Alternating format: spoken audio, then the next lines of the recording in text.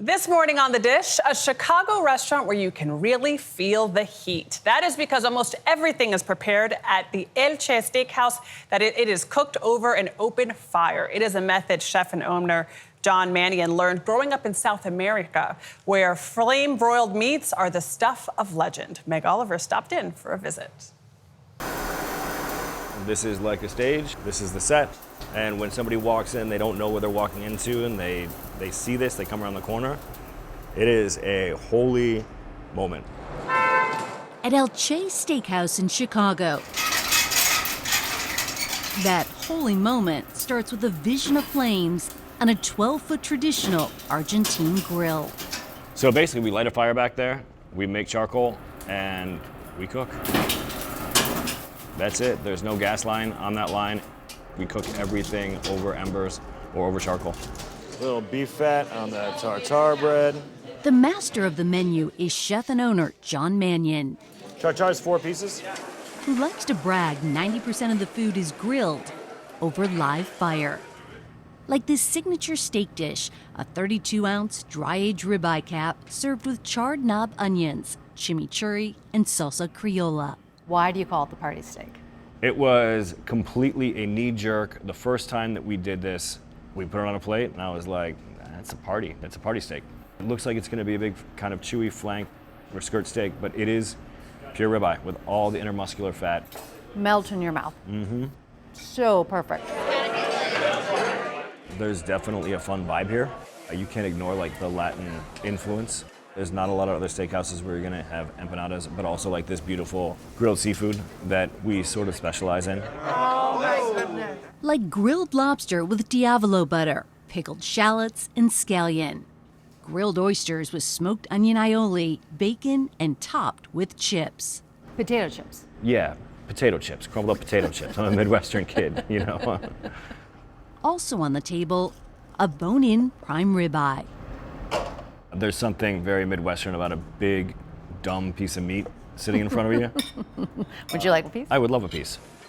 Pastured and then grain finished. Dry aged for about 42 days. Grilled over charcoal, treated with the utmost respect, finished with what we call beef whip. So good. So tender.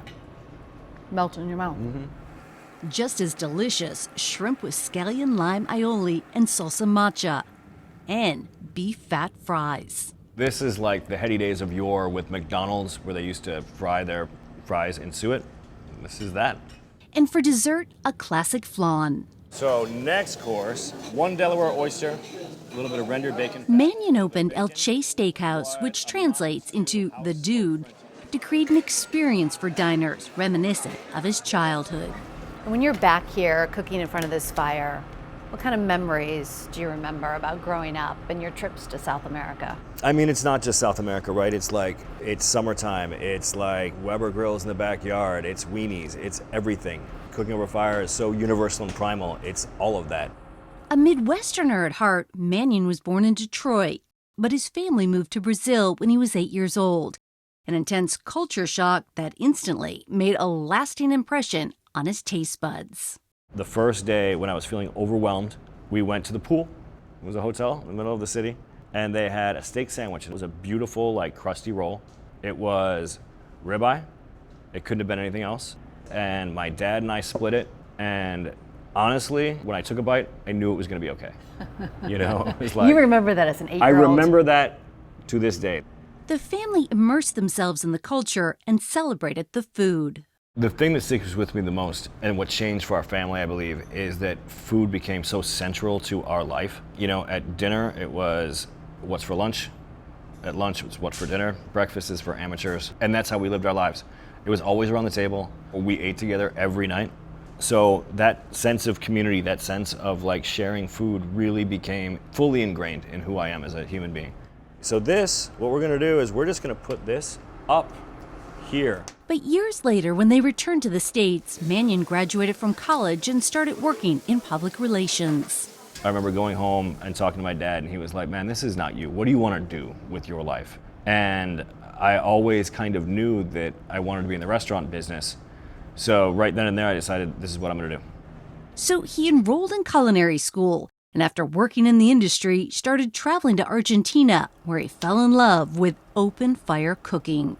What did you discover when you were on those long trips? My mind was blown by this method of cooking. Grilling is religion in Argentina. It is community, and there, grilling is community. Grilling is life.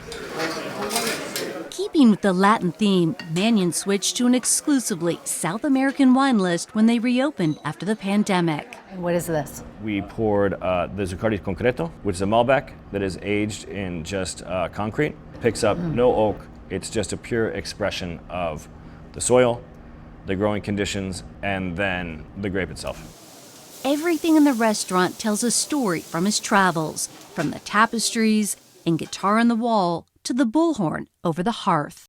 What inspires you in the kitchen when you're grilling? I mean, my inspiration now comes from a lot of different places. It comes from memories, it comes from traveling now.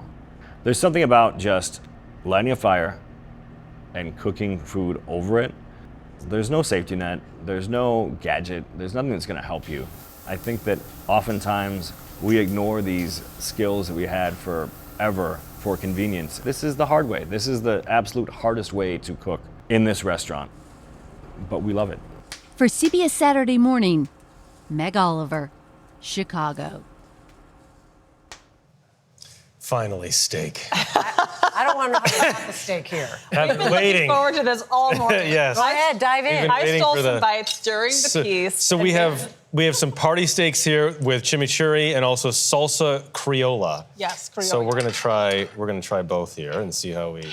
And I love the line of the piece where they said that in Argentina, grilling is like a religion, and it's true. They call it an asado, and it's like where all the family gathers around grilling meat. Same in Chile and in Uruguay. It's like such a big part of the culture. So good.